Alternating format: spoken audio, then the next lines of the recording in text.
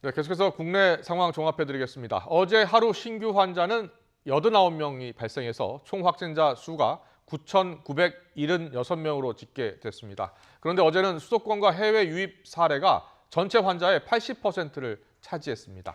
사망자는 4명이 늘었습니다. 또 치명률은 1.69%로 나타났습니다. 사망자의 대부분은 기저질환이 있었던 것으로 분석됐는데요. 취재기자 연결합니다. 권호진 기자. 네, 사회부입니다. 네, 어제 확진자 가운데 수도권 지역 비중이 큰 것 같습니다. 해외 유입까지 포함하면 80%나 된다고요? 네, 그렇습니다. 서울과 경기, 인천 등 수도권 지역 환자는 어제 35명이었습니다. 신규 환자의 40%를 차지해 여전히 많은 상황입니다. 서울이 14명, 경기가 17명, 인천이 4명으로 집계됐습니다. 의정부 성모병원, 구로 만민중앙교회 집단 감염과 해외 입국 등이 영향을 미쳤습니다. 공항 검역 과정에서 확인된 환자는 18명으로 그제보다 11명이나 많았습니다. 검역에서 확인된 해외 입국 환자 수도 모두 242명으로 늘었습니다. 지역사회에서 확진 판정을 받은 18명까지 포함하면 어제 해외 유입 사례는 모두 36명으로 집계됐습니다. 이에 따라 수도권과 해외 유입 환자를 합하면 모두 71명으로 신규 환자의 80%를 차지했습니다. 네, 어제 신규 환자 발생 현황, 또 수도권 이외 다른 지역 상황도 정리해 주시죠. 네, 어제 발생한 코로나19 환자는 89명입니다. 누적 환자는 9,976명으로 내일이면 10,000명을 넘을 것으로 전망됩니다. 사망자는 4명이 늘어 누적 사망자는 169명입니다.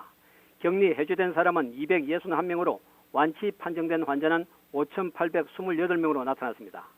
수도권을 제외한 지역별 상황을 보면 대구는 제2미주병원과 요양병원에서 환자가 많이 발생해 21명이 추가됐고 경북은 2명이었습니다.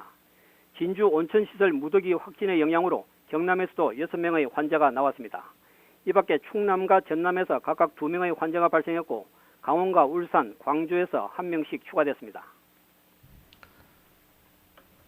그리고 코로나19 치명률 그리고 사망자에 대한 구체적인 통계가 나왔다고 하던데요. 어떤 내용입니까? 네, 국내 코로나19 환자의 치명률은 1.69%며 사망자 대부분은 기저질환이 있었던 것으로 나타났습니다.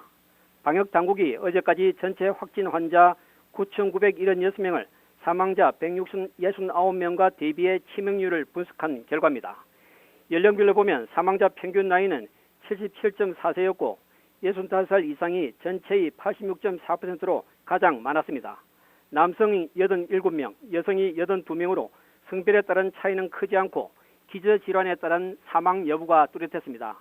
전체 사망자 169명 중 기저질환이 있는 경우가 168명, 없는 경우는 1명으로 나타났는데 순환기계와 내분비계, 정신질환 환자의 사망이 많았습니다. 사망자가 감염됐을 것으로 추정되는 경로는 집단 발생 관련이 60.4%로 절반을 넘었습니다.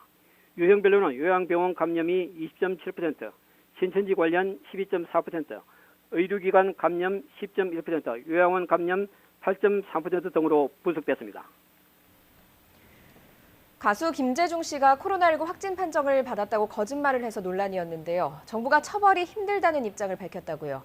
네, 그렇습니다. 역학조사나 진료가 아닌 개인의 소셜 네트워크 서비스상 거짓말이기 때문에 감염병 예방법에 따른 처벌은 어렵다.